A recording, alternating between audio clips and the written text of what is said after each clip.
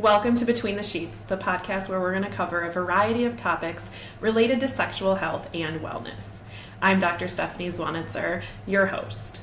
I'm a nurse practitioner and have been in practice since 2017. I have my Doctor of Nursing Practice degree, and I specialize in urology and sexual health. I am so excited to explore all of the various topics related to sexual health and wellness with you in a fun, spicy, educational, and non-judgmental manner. So come on, let's get between the sheets. Hey everybody, welcome back to Between the Sheets. I'm pretty excited today. I have a wonderful guest from across the pond in Europe with us today. And I'm really excited because the topic that we're going to cover today is menopause and perimenopause, which is a very under talked about topic, but definitely affects women, all of us, born women. And it's really an interesting topic that we don't know as much about. So today I have Isabella Fracon, a dedicated editor, translator, curator, and blogger who has always been a fervent reader with a passion for books. After facing a challenging time during perimenopause where she felt unsupported and uninformed, Isabella underwent a transformation in her life. She became a coach specializing in perimenopause and menopause, a women's health practitioner, and a hormone replacement therapy mentor to help women navigate this stage of life with knowledge and empowerment. Her mission is to raise awareness about menopause and provide women with the tools to embrace the second half of their lives with confidence. Thank you so much for coming on. Thank you very much for having me. I'm really excited to be here. Yes, me too. So you kind of got into this because of your own experience. Is that what made you delve into learning more about perimenopause and menopause? Actually, yes, I went into menopause quite young. I didn't expect it. I knew nothing about it and I couldn't find any information. I went to the doctors, gynecologists, and they said, oh no, you're perfect, your blood tests are perfect, your uterus perfect. There's nothing wrong. It's all in your head. Yeah. I had several relatives that went into menopause really young, around 40. Okay. And they had been told the same, it's all in your head, there's nothing wrong. But then from one day to another, they were in menopause. I had very debilitating symptoms. I couldn't function anymore. Wow. It's not like that for every woman, I must say. There are women that have really few symptoms. Other women have very important symptoms like me, and we need to address this subject. We need to talk about it. We need to educate women so that when menopause or perimenopause begins, they know what to do. They can have a nice period, not just suffering. Right. Right. And it's interesting because as a practitioner myself, it really is not taught much in school. I mean, we are taught that menopause exists and that it is a hormonal changes and, kind of what changes in the body, the basics, right? The decreased estrogen and the fact that it affects your genitalia. That's about what we're taught. Yeah. And you're not taught all these vague symptoms that are related to menopause. And it's very interesting to me. It's been one of my passions lately to start learning this so I can help my own patients because I'm not as well versed in it as I should be. And I'm realizing that the more I learn about it is, wow, there is so much to learn. So tell me kind of like, when does perimenopause start and kind of what are some of the symptoms that women might notice during the perimenopause part? Okay, so we generally call it menopause the moment you have been without period for 1 whole year.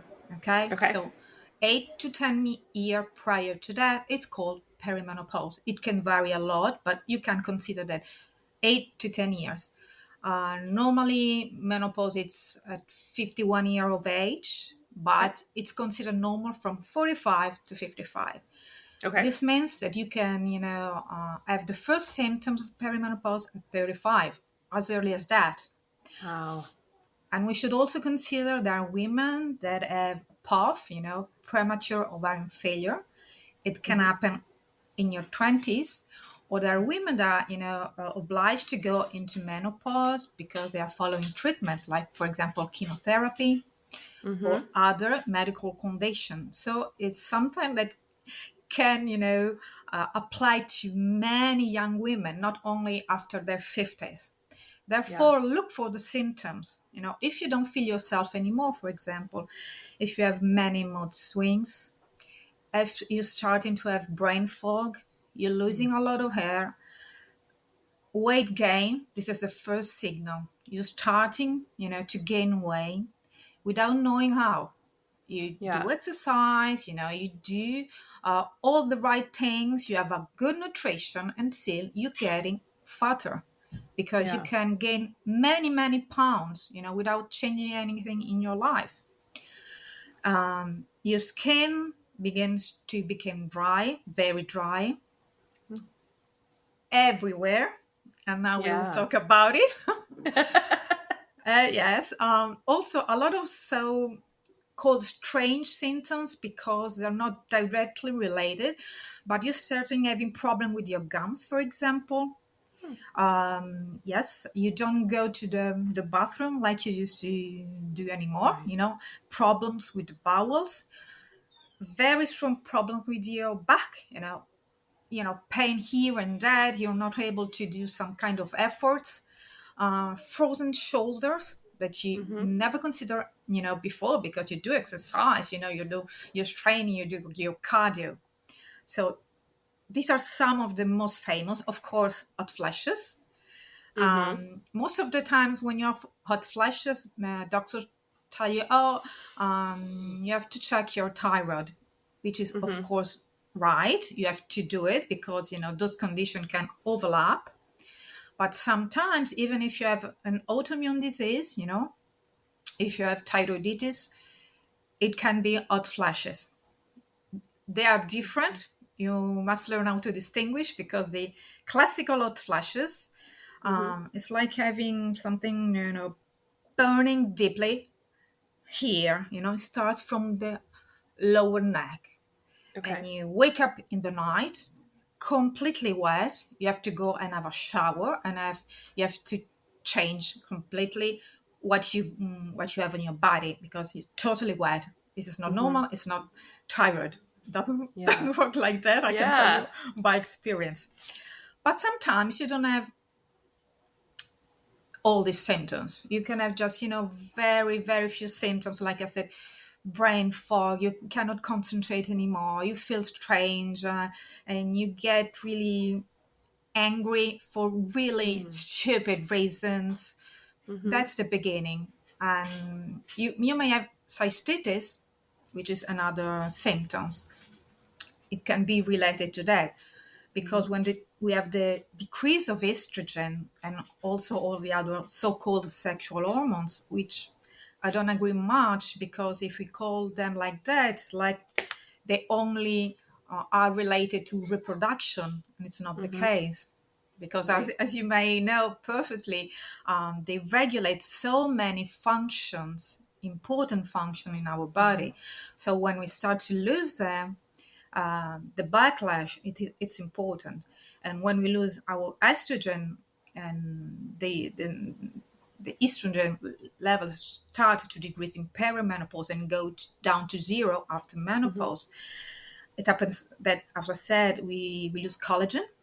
Our Mm-hmm. skin begins to become very dry. So down there, our vagina and our vulva become very dry, Mm-hmm. and the walls begin to become very thin, so thinner and thinner with the year. Mm-hmm. And one of the consequences, as I said, is that you can have more cystitis. Mm-hmm. And also because, not only because the walls are so thin, but we lose our good gut bacteria. So our microbiota, Mm-hmm. the microbiota, it's important also for our sexual functions. So we Yes. don't have the good bacteria down there, and the bad bacteria start to rise. Mm-hmm. So when we have all these urinary tract infections, in fact, what happens that is we have a lot of itching, dryness, and sexual intercourse began to appear quite painful. Mm-hmm. And if we don't treat properly this issue, they're gonna be very, very painful, to the Yes. point that some women prefer not to have them anymore. Mm-hmm. Yeah, and I would say for me personally, that's what I see a lot in practice because I'm in urology. A lot of the women are coming in with recurrent UTIs, and then I get the opportunity to talk to them about their perimenopause and menopause because of the thinning of the tissues and things. And I tell them, the tissues are so thin now, where you used to be able to wipe or wash pretty vigorously. Now that Yeah, could cause little tears. Sex can cause exactly. little tears. And like you mentioned about the bacteria, now there's more bad bacteria which is going to get into those little tears and cause problems. And so it's a really big issue, but that is where I get a lot of my patients coming in for menopause help is because of the recurrent UTIs. And so that kind of opens the door for me to help them with more of their symptoms. Yeah, another very important symptom which is related to that is we are not as moist as we were, even in a state of great arousal. Our body doesn't Hmm. produce the necessary moisture. Also, Right. because we don't have enough estrogens. And if you think all of that, it may seem quite tragic, if we Yeah. talk about it like that. It's not tragic. It can be difficult, but Hmm. as I said before, if you address it, it's not going to be a tragedy, but just something to solve. What is related to that, because it's something that has a physical base, it's the so-called female sexual disorder. Hmm. It can appear also when you're younger, of course, but the majority of women that experience it are in this range, starting from menopause to early menopausal year. And there are five, let's say, five reasons to have this disorder. One, it's a relationship disorder, which Hmm. is very common because maybe you have been with your partner or with your spouse for quite a long time. There are several issues that you never really properly address. You have problems in your marriage or in your union, and what happens is that many women are going so much, are going through so much in their lives, they don't want to put up anymore with their man. Hmm. So sometimes it's not something that is really sexually related. Hmm. Sex is just a symptom of what's underneath, and it's not Sure. functioning, so we cannot fix that. Okay. Yeah. If we go to an organic field, let's call also an orgasmic disorder, means that you have problems reaching a climax, a problem that you didn't have before. If you Hmm. always had this problem, of course, the root is different. In this case, is related to all the changes you are experiencing physically. Also, the arousal disorder is, is related to that. And we have pain as well, because even Hmm. if you don't have an arousal disorder or an orgasmic disorder, you simply cannot have sexual intercourses if they're painful for you. Hmm. Many women don't say it loud because they feel guilty, they feel wrong, they feel Hmm. broken, because all of a sudden, they can't satisfy their partner anymore. Their body is like an enemy, you know. They don't get wet, they don't get enough aroused, Hmm. they don't react as they should, Right. they cannot climax. But as I said, it's something very, in many cases, very mechanical that we can Hmm. solve about it. Also, if we have hypoactive desire disorder that that encompasses all I've said before, we have medication. I think in the States they are called ID and Bailisi, if I'm not Yep. wrong. So it's a condition that can be treated. But Mm-hmm. before going to that, because not many women have all of that, maybe they have some of the above, there Mm-hmm. are many, solution before. One very simple, it's using estrogen, Mm-hmm. an estrogen cream Yep. that you can use down there on your vagina every day, like you use a moisturizer on your face. Mm-hmm. Many gynecologists don't want to, prescribe that because there are hormones that can be harmful. Let's just, break it down. It's not like that. They're really Right. a small amount of estrogen down there. Right. It's not dangerous, not even, for breast cancer survivor, but it can do a lot of good. It can Yes. restore your walls, your tissue, Mm-hmm. and you can actually function as you did before. So, a little Yeah. cream, big result. So, Yeah, and that's women, one of my ask favorite for things it. to prescribe. It's life changing for women, and you're right with as far as the breast cancer and stuff. I have read the research studies. I know that it's not changing the blood level of estrogen. It's very Exactly. locally absorbed. But if I have patients who have had any of the female cancers, breast cancer, endometrial, uterine, whatever, especially if it was estrogen positive breast cancer, I do always check in with their oncologist and say, this is what we're thinking. Let's double check that we're okay. Some of them, if they're too close to when they just had treatment, they might not want to start it for another year or two. It just kind of depends. So I like to check in with the oncologist just to be sure. But I've only ever had one oncologist in one particular case say no.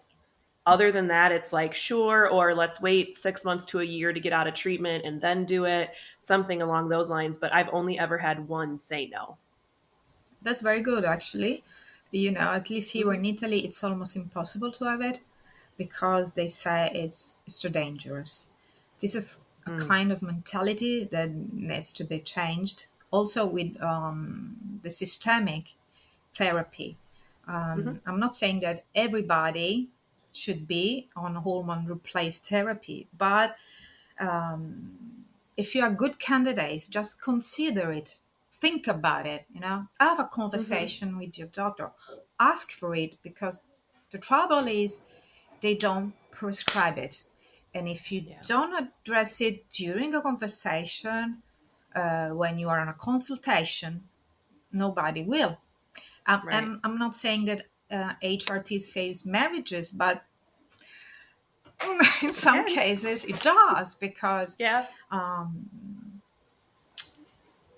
the systemic cure not only cures your physical symptom but also the psychological symptoms Mm-hmm. because until now we talk about certain symptoms that are related to intimacy, but the other side is that you have a very strong effect on your brain as well. Mm-hmm. Actually, still many doctors says it's in our head. Now we know that it's in our brain because it's proved. Dr. Lisa Mosconi, which is Italian as well but Yep. works in the US from many years, she actually discovers that after menopause, our brain receptor for estrogens increases. So everybody thought that after menopause, our brain that shut down, no estrogen receptors. Instead, Mm-hmm. they go up and up. And we have estrogen or progesterone receptor all over our body, actually. Yeah. So that's why they're so important. So not only you don't recognize yourself anymore because your body's changed so much, but also you can feel depression and low mood. Mm-hmm. Some women became suicidal. I'm not joking. Women Yeah. that were perfectly balanced and all right in a short period of time have suicidal thoughts they never had before. Mm-hmm. This is, of course, we rule out people that have important problem that can cause that. I'm talking about people that had no reason to, to have this kind of thoughts or to be depressed. Sure. Right. And with the hormonal therapy, what they reach is the balance they had before. So when you take the hormonal replace therapy, you can, I'm not saying you have your body back like you were in your 20, because it's not possible, but certainly your body begins to function as it was before. So you have a clarity of mind, you're not more confused, you don't have low moods, you don't have bad thoughts. You can perform, especially if you're working a certain field like yourself or myself. You need to perform. You need to be Yeah. at your best. Every day, 7 days a week, and Right. you have to be a mother, a lover, a wife, a partner as you were Yeah. before, because sometimes menopause takes all of that away from you.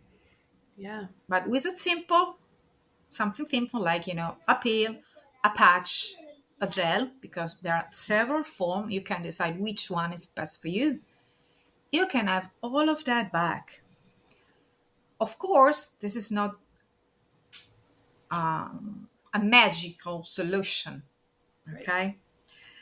So it means that in your intimacy with your partner, you still have to act some adjustments.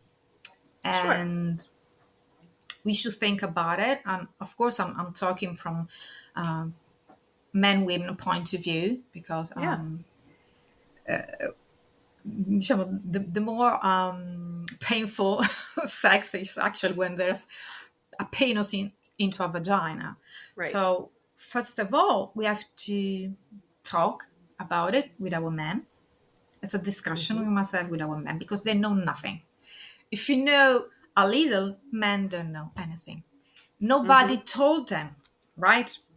Right. Because man, they don't even know their own bodies most of the times.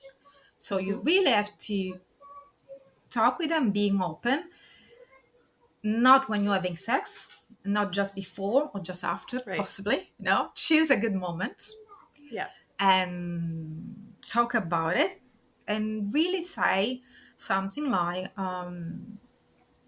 I like, being intimate with you.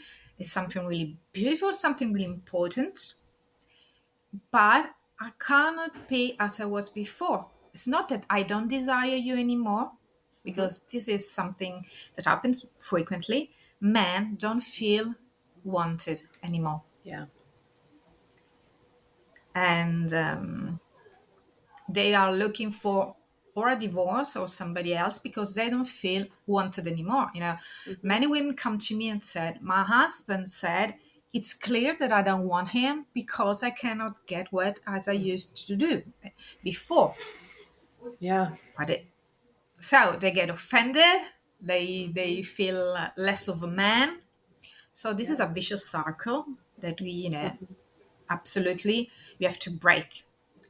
Yeah. Talking is good. Asking for what you want is good. Explaining them what is painful, what is not painful. Trying to change, the path. For example, we are used and we are taught in many cases, like, that just vaginal sex, so a penis in a vagina, that is sex. It's a way of having sex. It's not just, Right. no? Okay. It's not the only way. There are many other. Okay. That's right. So first of all, let's try to include our new different ways, and prioritize the other part of our bodies, including our skin, because our skin is a sexual organ. It's very Yes. receptive. Yep. So let's try to work on that, and always try to remember that our clitoris is the primary source of our pleasure. Right. And because stereotypes are still here with us every day, so we are taught that a real woman has vaginal orgasm. Now, this is a great subject of discussion. let's just say that it's not true, Mm-hmm. that you cannot, get the party started without the clitoris. Right. So you want to have both. If you cannot have both for several reasons, because, for example, you're not taking any estrogen, Mm-hmm. not even as a cream or as a systemic therapy. So you're very dry. Better, focus on something else. You can be satisfied. Your partner will be satisfied as well.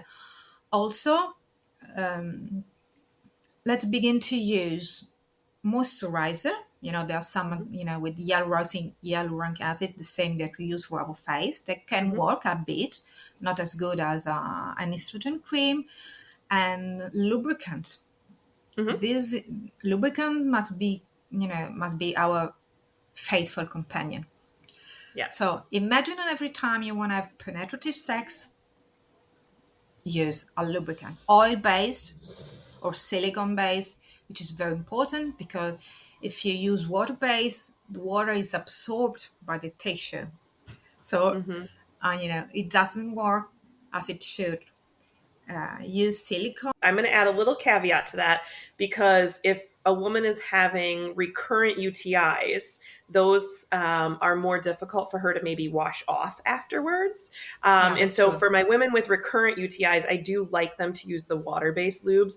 Just that they're going to have to be reapplying it during the Yeah, session, whereas the other ones they won't. But they do wash off a little easier afterwards. So, specifically, my ladies with recurrent UTIs, at least early on before we get you on the estrogen and get you back to being yeah, healthy down there, the water base might be better for some of them. But I completely agree. Regardless, use all the lube, reapply when you need it, and just don't feel bad that you used to be able to provide enough lubricant and now you can't because it's not your fault. It's just the way your body is. And I had a patient who she was great, but she came in for recurrent UTIs and just because of the nature of what I do and what we talk about during those visits, she was telling me that she doesn't even let her husband touch her because the last times that they did, that's when she would get her UTIs, and it's so painful and all of these things. So we got her on the estrogen cream, and the next time she came back, she wasn't having UTIs anymore. She was feeling great down there and wanted to start having sex. But now her husband was dealing with ED. And so then she had to send him to me. So now I have both of them as patients because okay, he was taking such a long time to get erect that then that was giving her issues, even though they were of using the course. lube and she was on the estrogen, just that constant friction of trying to get him hard enough, and then he'd get hard and they'd penetrate for a couple minutes and he'd lose it, and then they'd try and get him hard again and they'd penetrate, and it was such an ongoing thing that caused her discomfort and irritation and itching and those kinds of things, again because of the lack of estrogen and blood flow and all that good stuff. So it is definitely an important topic for our ladies, and for, Yeah, like you that were saying, for their partners to understand and have that conversation with them, and to know that just like for women, our partner's ED is not our problem. We're not the cause of that. Neither exactly. is it our partner's fault that we can't get wet enough anymore, or that we have psychological things going on where the desire is gone now and things like that. So I think your point was totally correct with getting the partner involved. Yes, as you said, friction. I'm not saying we have to Mm-hmm. avoid friction, but we cannot think of having the same, friction we had before, when we are in your 20s or in your 30s, even in your 40s, because it can be painful. You can have, Mm-hmm. scars. It can happen.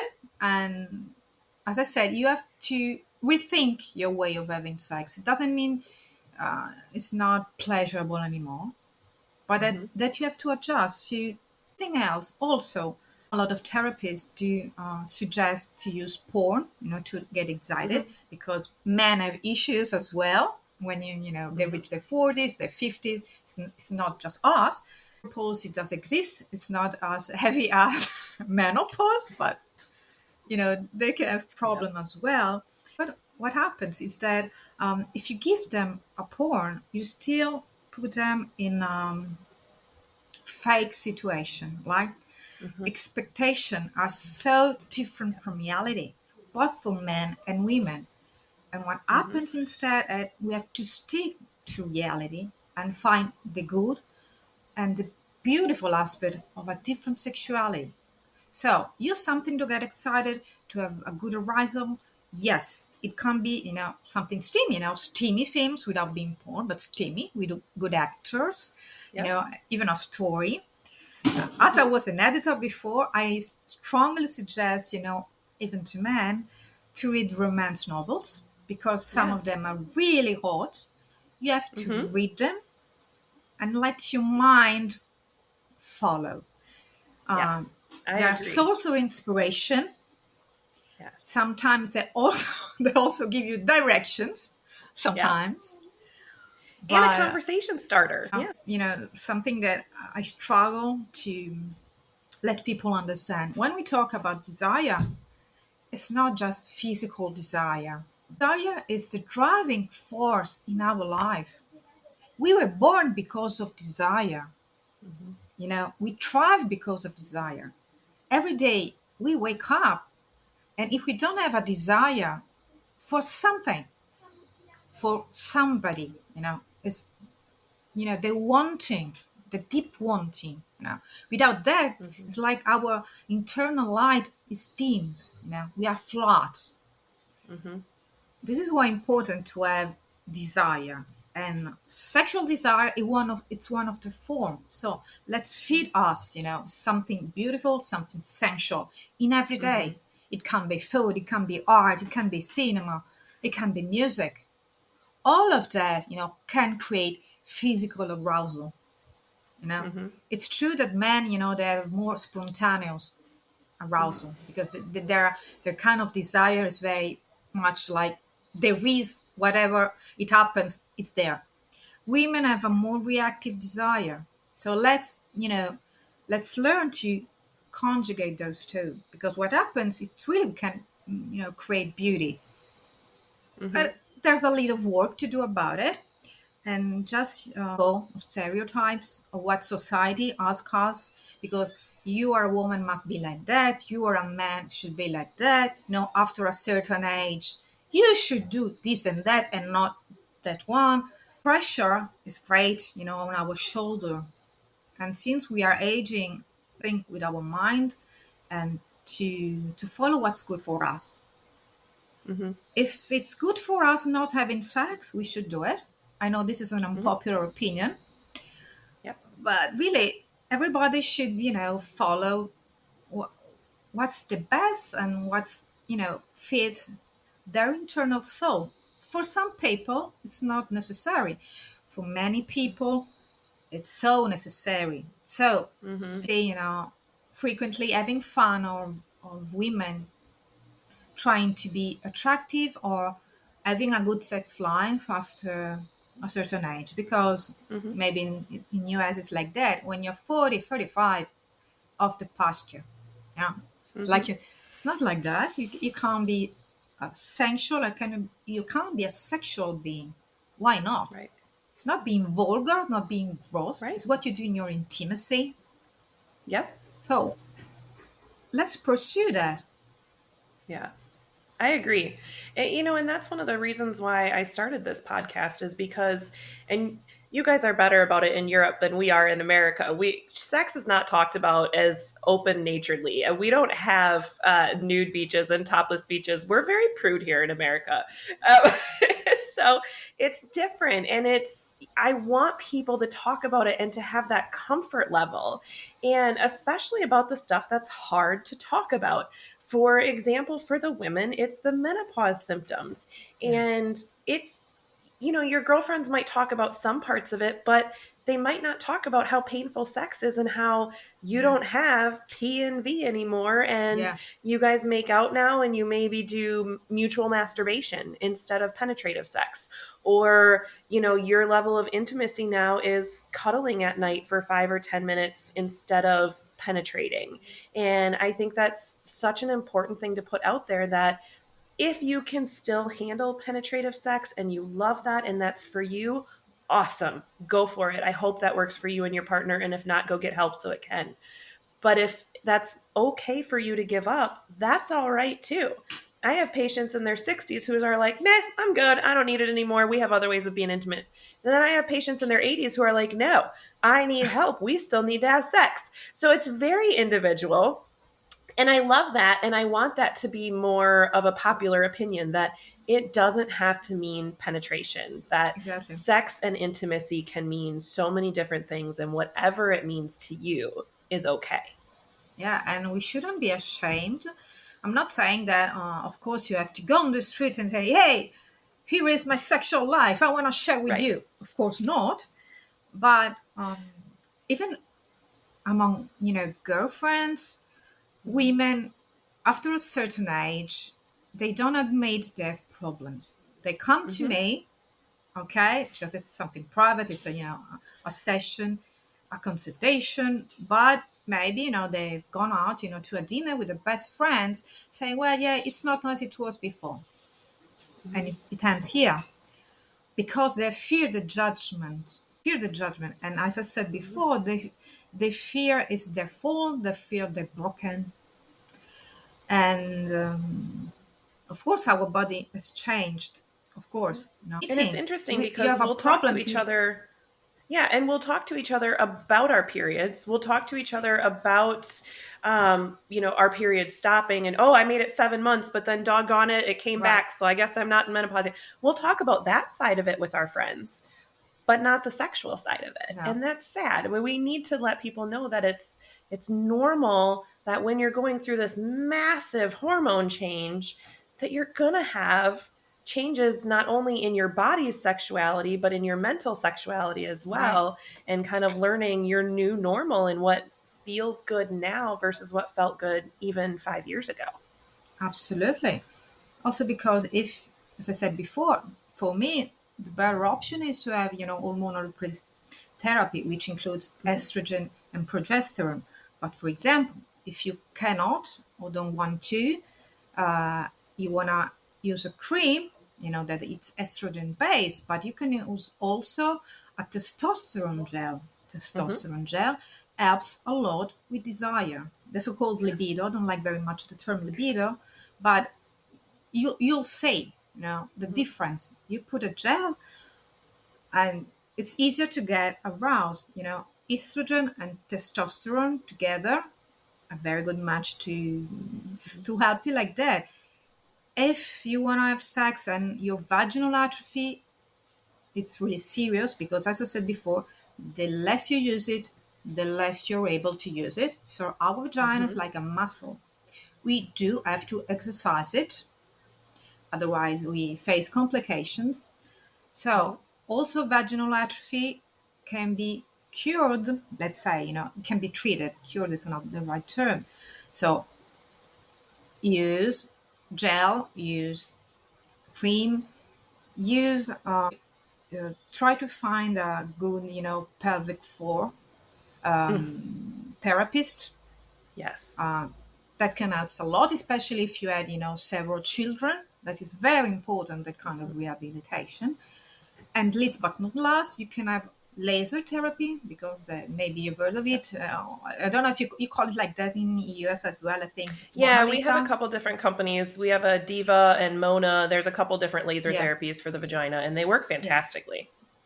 They do work a lot. So always think that there is a solution, there is a therapy if you want Hmm. to. Whether you're 50, 60, 70, or as I said, 80, because I know Yeah. people that are 80 years old and they have their intimacy. There's nothing Hmm. to laugh about it because they're not, like models anymore. The bodies are Right. not perfect, but I think it's very sweet, Hmm. to see two people they want to share everything Yeah, still. It's so beautiful. This is it is. life.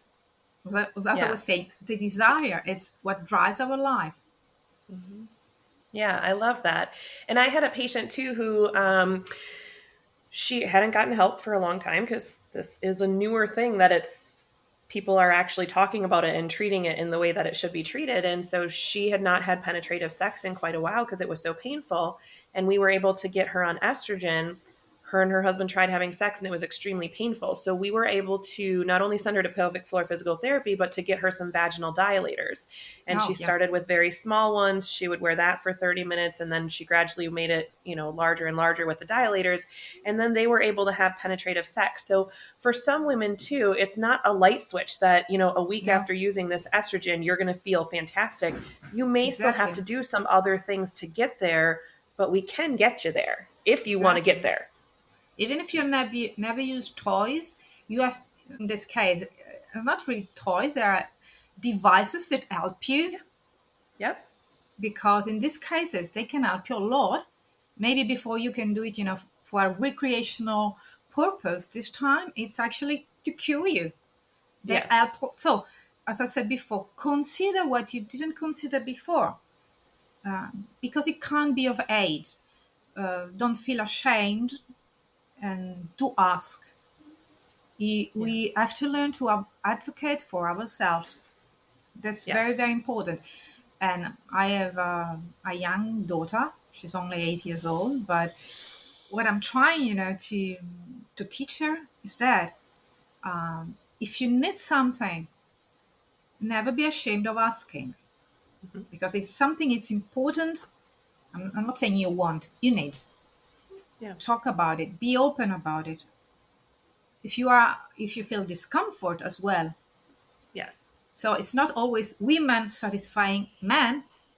Mm-hmm. You're a little younger, but this is what we were taught, Women should satisfy our men. Mm-hmm. If you get satisfaction, it's secondary. Right. First, and most of all, the man. It's the center of everything, so he must be satisfied. Right. It's not like that anymore. We are equal. Also, the pleasure when, it's shared, it's much higher and much deeper. If it's just, you servicing your partner, it's not good. What kind of relationship do you have? Right. You will have resentment. Absolutely. So it will impact, also other aspects of your union. So be vocal about it. Yeah. Both of you must reach pleasure, which doesn't mean necessary to have classical orgasm, as we said before. You can orgasm in different way. The goal is to reach a climax. Yeah, doesn't matter which way you take, but you have to get there. You have to. No, I love that. And this is such a great conversation. I really appreciate you coming on. I think we could talk about menopause all day long. I think that there is so much to delve in here and to get more in depth with the hormone replacement therapy and all of that. But I really appreciate your focus today on the sexual side of it and really how to kind of help women start to overcome that, have that conversation with their partner. Just a fantastic topic. You are incredibly knowledgeable. So I really appreciate you coming on here. I'll put links in the show notes so that our listeners can find you and follow you because I know that you're on Instagram and you have a fantastic page there. I've gone and looked at it myself. Thank you very much. So thank you again for coming on. Thank you very much for having me. It's been really a pleasure. Great. Thanks so much. Everybody have a great day. We'll see you next time Between the Sheets. Bye. Thank you for listening and spending time with me today. You can catch new episodes of Between the Sheets every Wednesday, because what better way to add some spice to your life than to have a new podcast on Hump Day? We will continue to explore common, uncommon, and taboo topics related to sexual health and wellness. Please send any comments, questions, or stories to podcastbetweenthesheets@gmail.com. That's all one word, podcastbetweenthesheets@gmail.com. Have a great day. And remember how important it is to discuss these topics with your friends, your family, and of course your partners. In fact, you can like, follow, and share this podcast so they can see it too. See you next time for more sexual health topics Between the Sheets.